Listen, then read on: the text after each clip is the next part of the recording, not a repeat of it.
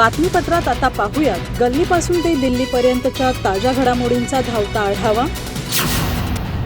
केंद्रीय गृहमंत्री अमित शहा थोडक्यात बचावले। सभेला जात असताना त्यांचा रथ विजेच्या लाईनला धडकला। यानंतर ठिणगी उडाली आणि तार रस्त्यावर पडली। त्यानंतर रथ थांबवण्यात आला आणि अमित शहा यांना दुसऱ्या वाहनातून पाठवण्यात आलं।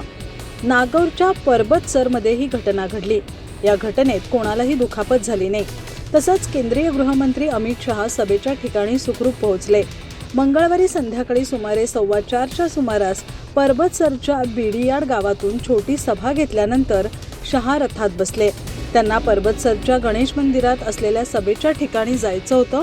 तिथून सुमारे 1 किलोमीटर पुढे आल्यानंतर डंकोली लोकलमध्ये रथाचा वरचा भाग विजेच्या तारेला धडकला। धडकेनंतर तारा लोंबकळत होत्या। धडकेनंतर विजेच्या तारेतून ठिणग्या उडाल्या आणि रथ थांबवण्यात आला। शहा यांच्या ताफ्यातील नेते आणि सुरक्षा कर्मचारी रथाच्या दिशेने धावले। त्यांनी शहा यांना सुरक्षित गाडीत बसवलं आणि सभेच्या ठिकाणी पाठवलं।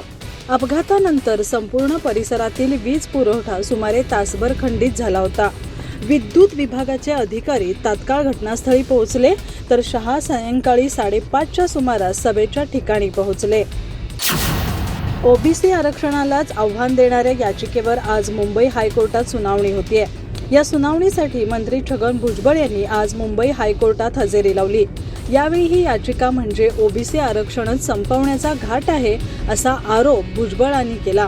ओबीसींनाच आरक्षणातून बाहेर ढकलण्याचा प्रयत्न होत असल्याचं छगन भुजबळ म्हणाले।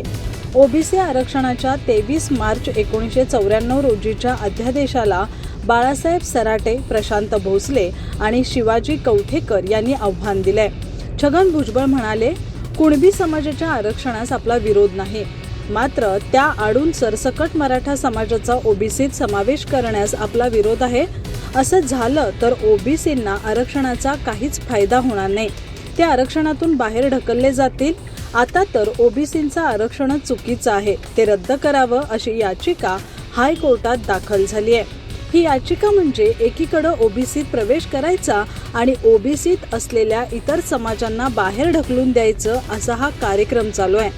छगन भुजबळ म्हणाले, ओबीसी आरक्षणाविरोधात जी काही सुनावणी होणार आहे त्याकडे आमचं लक्ष असणार आहे। ओबीसी आरक्षण वाचवण्यासाठी आमची लढाई आहे। त्यासाठी वकील, आंदोलन जे करायचंय ते करू।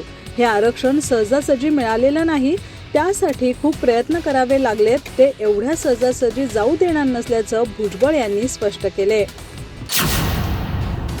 मराठवाड्यातील मराठा समाज कुणबी असल्याचं सूर्यप्रकाशा एवढं स्वच्छ आहे, त्यामुळे ते कुणबी नसल्याचा दावा करणं शुद्ध मूर्खपणा आहे, अशा तिखट शब्दात प्रहार संघटनेचे नेते तथा मुख्यमंत्री एकनाथ शिंदे यांचे विश्वासू बच्चू कडू यांनी राष्ट्रवादी काँग्रेसच्या अजित पवार गटाचे मंत्री छगन भुजबळ यांच्यावर निशाणा साधलाय। मराठे कुणबी नाहीत तर कोण आहेत हे सांगा, असा प्रश्नही त्यांनी भुजबळांना केलाय। मराठा समाजाला ओबीसी कोट्यातून आरक्षण देण्याच्या मुद्द्यावरून अवघ्या महाराष्ट्राचं राजकारण तापलंय। या प्रकरणी मंत्री छगन भुजबळ यांनी कडाडून विरोध केलाय। त्यावर बच्चू कडू यांनी भुजबळ यांचा तिखट समाचार घेतला। मराठा समाजाला कुणबी म्हणून 100% आरक्षण मिळेल। कुणबी नोंदी आढळणाऱ्यांना आरक्षण दिलं जाईल, ते कुणबी असल्याचे 100% सत्य आहे, असं बच्चू कडू म्हणालेत। मराठा हे कुणबी नाहीत तर कोण आहेत हे छगन भुजबळ यांनी आम्हाला सांगावं। मुळात मराठे हे कुणबीच आहेत, पण काही जण मतपेटीच्या हिशेबानं मुद्दे पुढे करून स्वतःची राजकीय पोळी शेकण्याचा प्रयत्न करतायत। हे चुकीचं आहे। या प्रकरणी कोर्ट योग्य तो निर्णय घेईल, पण कुणबी नोंद असेल तर देशात कुणालाही आरक्षणात आडकाठी आणता येणार नाही।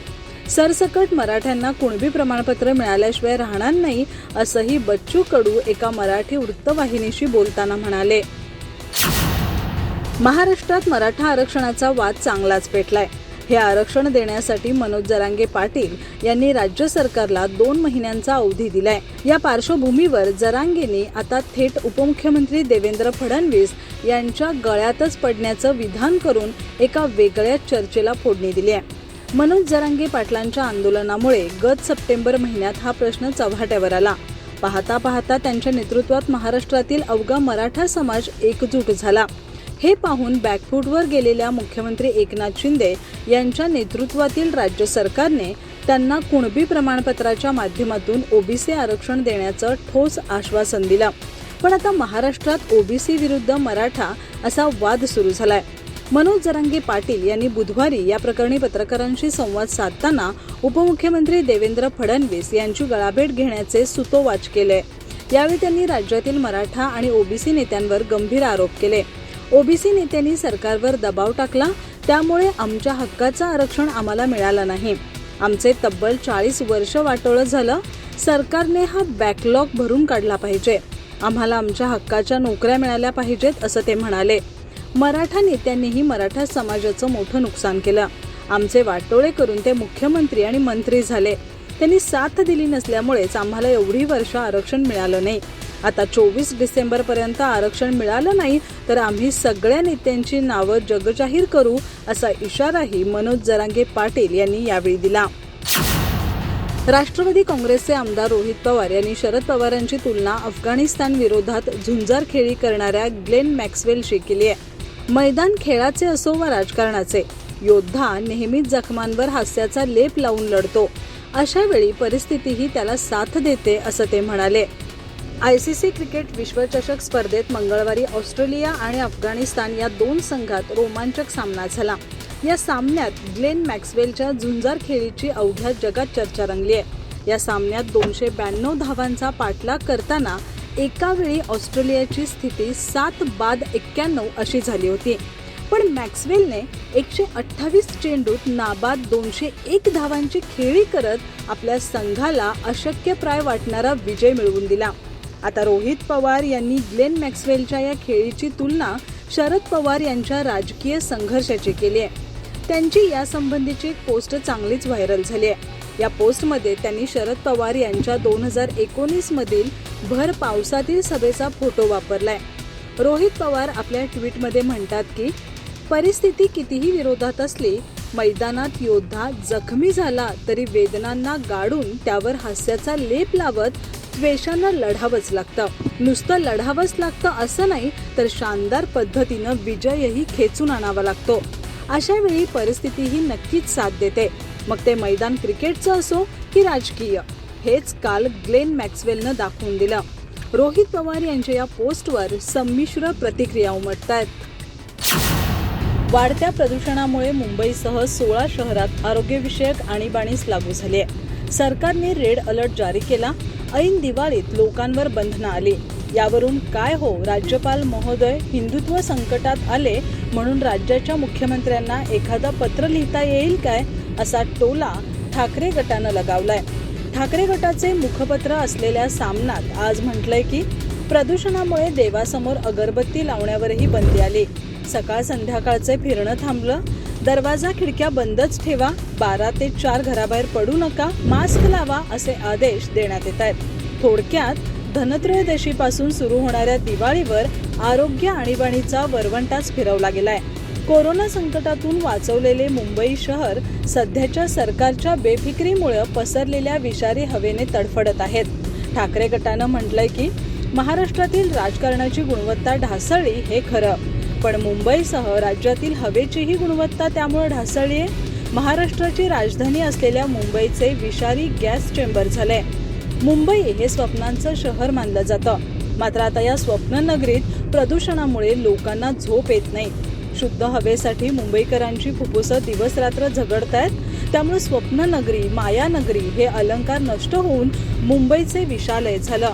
भयंकर प्रदूषणामुळे मुंबईत एक प्रकारे आणीबाणीच लागू झाली असून गचाळ राज्यकर्ते, त्यांचा ढिसाळ आणि बेफिक्री कारभार मुंबईच्या या दुरावस्थेस जबाबदार आहे.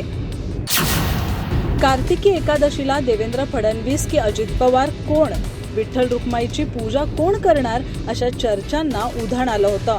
अखेर आज या चर्चांना पूर्णविराम मिळालाय.